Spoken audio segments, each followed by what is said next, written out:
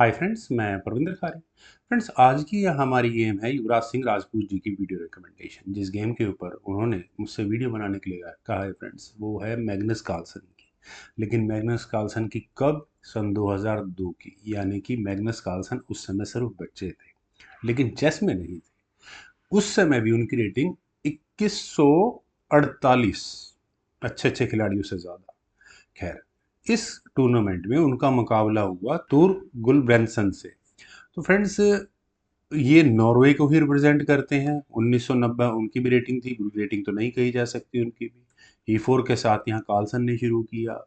गल ब्रेंसन ने यहाँ E6 का रिप्लाई दिया, फ्रेंच डिफेंस हुआ, D4, D5, night D2, night F6, तो E5 नाइट को हटाना पड़ेगा। गया D7 स्क्वायर पर, देन हुआ नाइट F3, तो C5, C3, night C6, then bishop आया D3 स्क्वायर पर, क्वीन B6, और इसके बाद यहाँ कार्लसन ने सबसे पहला काम कैसल करने का किया। और फ्रेंड्स, मैं अपनी बताता हूँ, इस तरह की सिचुएशन में बहुत ज़्यादा फंसते हैं। देखिए, कार्लसन ने यहाँ कैसल किया है, इसका मतलब सेंटर का पॉन यानी D4 स्क्वायर का पॉन ब्लैक जीत चुका है। वही हुआ भी, C takes D4, C takes D4, knight takes D4, knight takes D4, queen takes D4। अब मैं मतलब हम लोग तो ऐसा लगता है कि वो यही गेम खत्म हो गई हमारी। लेकिन कार्लसन ने यहाँ अपने नाइट को F3 स्क्वायर पर लिया। नाइट पर डिफेंस भी हो गया, क्वीन को हटाना पहले पड़ेगा। क्वीन गई B6 स्क्वायर पर, और अभी बिशप को डेवलप करने के इश्यूज हैं यहाँ वाइट के साथ। खैर, क्वीन A4, और फ्रेंड्स क्वीन का A4 स्क्वायर पर आना काफ़ी कुछ इंटरेस्टिंग करता है इस गेम में। देखिए, नाइट तो फिलहाल पिन हो ही चुका है। देखते हैं क्या यहाँ बिशप आ सकता है, वो भी देखते हैं अभी। Queen B4, queen exchange asking, आपको जो करना है बाद में करना, पहले क्वीन एक्सचेंज करनी है तो करो। क्वीन एफ C2, क्वीन के C2 स्क्वायर पर जाने के बाद फिर दोबारा यहाँ ब्रेंसन, मैं ब्रेंसन ही बोलूँगा इनको, क्वीन गई C5 स्क्वायर पर, क्वीन एक्सचेंज की कोशिश की। क्वीन A2 नहीं करनी है, क्योंकि क्वीन एक्सचेंज हो जाती है तो एक पॉइंट की लीड इनिशियल स्टेजेस से लेकर मिडिल गेम तो निकाल ही देंगे वहाँ। बिशप E7, देन बिशप आया E3 स्क्वायर पर, दोबारा क्वीन पर अटैक बना, क्वीन को जाना पड़ा E5 स्क्वायर पर, देन हुआ bishop G5, bishop exchange asking है। करने में प्रॉब्लम क्या है, बाद में H4 आके पुश कर देना, भाग जाएगा नाइट यहाँ से, कोई बात नहीं। लेकिन क्वीन D8, ताकि और स्ट्रॉन्ग किया जा सके बिशप को यहाँ पर, तो क्वीन E3। यहाँ कार्लसन ने भी G5 स्क्वायर पर अपनी ग्रिप को थोड़ा सा मजबूत किया, bishop takes G5, knight takes G5, queen आई E7 स्क्वायर पर, then rook attack goes to C1। यहाँ फ्रेंड्स खेला गया। फ्रेंड्स, यहाँ इस पॉइंट पर मैं डेफिनेटली कह सकता हूँ कि किसी के भी दिमाग में वो मूव्स नहीं आए होंगे जो यहाँ कार्लसन ने चले। यहाँ पर ब्रेंसन ने पहले अपने एच पॉन को आगे पुश किया और नाइट पर अटैक बनाया, क्योंकि नाइट हटाना ही पड़ेगा। लेकिन क्या किसी को ये मूव नजर आया बिशप को लेने वाला, उसके बाद रुक तक अटैक जाता है? इसी बात को देखते हुए यहाँ पर क्वीन टेक्स A7 चेक की ऑप्शन को चुना गया। और जिसके भी दिमाग में आ गया हो तो कंग्रेचुलेशंस, देखा हो तो और भी अच्छा है।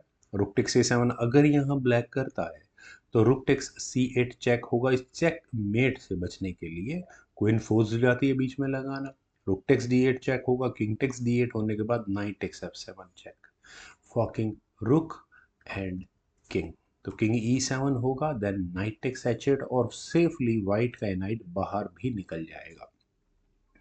लेकिन चलते हैं ज़रा गेम पर। तो क्वीन सेक्रीफाइस नहीं किया जा सकता, पॉन चाहे कॉर्नर का है, कार्लसन ने ले लिया है। अब करें तो करें क्या? यहाँ रुक हटाया गया B8 स्क्वायर पर। रुक के B8 स्क्वायर पर आने के बाद मुझे नहीं लगता ब्रेंसन ने ये सोचा होगा कि यहाँ पर कार्लसन क्वीन टेक्स B8 भी कर देंगे। उन्हें क्वीन चाहिए नहीं, वो रुक लेना उनको। तो नाइट टेक्स B8 करना पड़ा यहाँ ब्रेंसन को। रुक टेक्स C8 चेक, वो चेक फिर भी आई, लेकिन इस बार किंग के जाने के लिए स्क्वायर अवेलेबल है। किंग गया D7 स्क्वायर पर, देन हुआ रुक टेक्स H8। फ्रेंड्स, ये कैलकुलेशन किस आधार पर हुई? देखिए, नाइट के साथ अभी भी इश्यूज हैं। यहाँ वाइट ने अपनी क्वीन से एक रुक लिया है, रुक से यहाँ बिशप लिया है, और दूसरे वाला रुक लिया है ब्लैक का। टेक्निकली देखा जाए तो अपनी क्वीन देकर दो रुक और एक बिशप यहाँ पर कार्लसन जीत चुके हैं।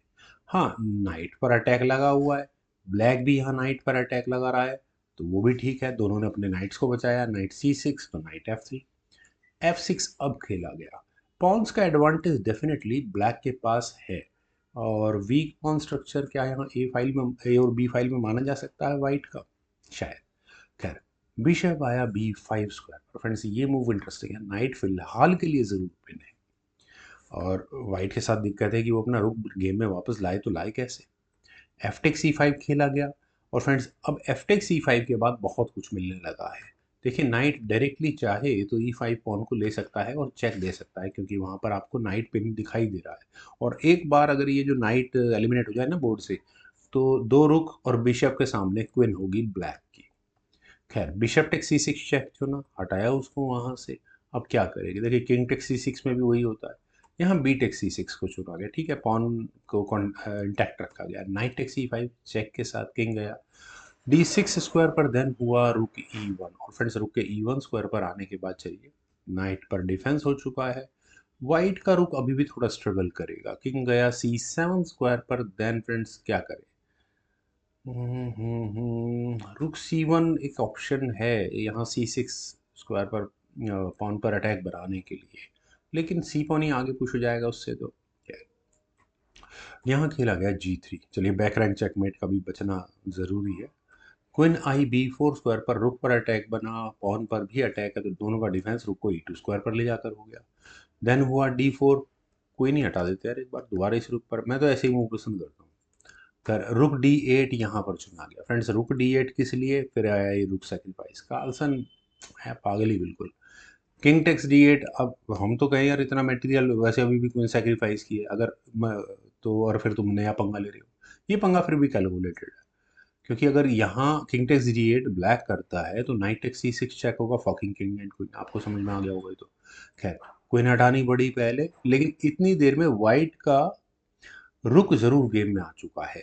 यहाँ देखिए प्रॉब्लम तो क्रिएट की है, नाइट पर भी अटैक है, ये भी ध्यान रखना है।